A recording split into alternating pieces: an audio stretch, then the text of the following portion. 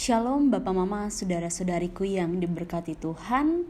Selamat bertemu kembali di Suara Marturia, Senin 6 Mei 2024. Hari ini kita akan merenungkan bagian firman Tuhan yang terambil dari 2 Korintus 5 ayat 11 sampai dengan ayatnya yang ke-21. Sebelum kita membaca dan merenungkan bagian firman Tuhan ini, mari kita berdoa. Bapa di sorga, Bapa yang kami sembah lewat anak-Mu Yesus Kristus, kami akan membaca dan merenungkan bagian firman-Mu. Mari memberkati kami sehingga kami boleh melakukan apa yang menjadi maksud Tuhan dalam hidup kami. Terima kasih Tuhan. Amin. Pelayanan untuk pendamaian. Kami tahu apa artinya takut akan Tuhan. Karena itu kami berusaha meyakinkan orang. Bagi Allah hati kami nyata dengan terang, dan aku harap hati kami nyata juga demikian bagi pertimbangan kamu.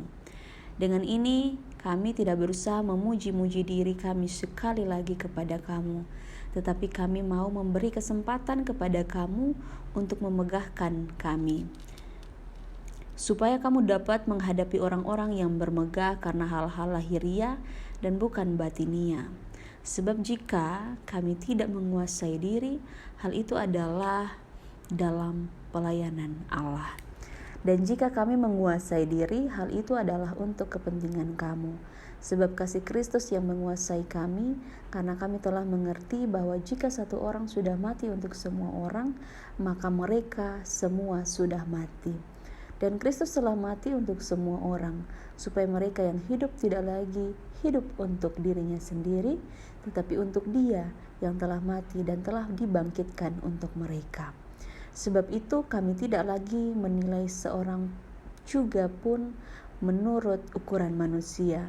Dan jika kami pernah menilai Kristus menurut ukuran manusia, sekarang kami tidak lagi menilainya demikian. Jadi siapa yang ada dalam Kristus, ia adalah ciptaan baru. Yang lama sudah berlalu, sesungguhnya yang baru sudah datang. Dan semuanya ini dari Allah, yang dengan perantaraan Kristus telah mendamaikan kita dengan dirinya, dan yang telah mempercayakan pelayanan pendamaian itu kepada kami. Sebab Allah mendamaikan dunia dengan dirinya oleh Kristus, dengan tidak memperhitungkan pelanggaran mereka. Ia telah mempercayakan berita pendamaian itu kepada kami. Jadi kami ini adalah utusan-utusan Kristus, seakan-akan Allah menasihati kamu dengan perantaraan kami. Dalam nama Kristus kami meminta kepadamu, berilah dirimu didamaikan dengan Allah. Dia yang tidak mengenal dosa, telah dibuatnya menjadi dosa karena kita, supaya dalam Dia kita dibenarkan oleh Allah. Demikian jauh pembacaan firman Tuhan. Berbahagialah setiap kita yang tidak hanya membacanya, tapi juga mau melakukan dalam kehidupan kita setiap hari. Bapak Mama, saudara-saudariku yang diberkati Tuhan, tema yang menuntun kita ialah budaya kasih. Apa itu budaya kasih yang dimaksudkan dalam pembacaan kita? Bapak Mama, saudara-saudariku yang diberkati, Allah adalah kasih. Dan karena kasihnya yang begitu besar dalam kehidupan kita, Ia mengutus putranya Yesus Kristus untuk menjadi sang pemulih dalam kehidupan ini. Yesus memulihkan kita manusia dari kerusakan akibat dosa. Dosa seakan-akan menjadi budaya kita. Dosa menjadi kebiasaan kita yang kita lakukan tanpa disadari maupun juga kita sadari. Namun dalam hal ini, ketika Yesus hadir ke dunia dengan kasih-Nya yang begitu besar, dan di dalam kasih-Nya tidak ada lagi kemegahan, tapi dalam hal ini kita diajak untuk memiliki hati yang tulus, memiliki hati yang baik dalam hidup ini. Karena ketika Kristus hadir, kita juga harus merespon kehadiran itu. dengan kita juga harus memenuhi kasih daripada Kristus. Karena kasih daripada Kristus itu adalah kekuatan kehidupan kita. Dalam kehidupan kita, kita diajak untuk bagaimana menghidupi budaya kasih.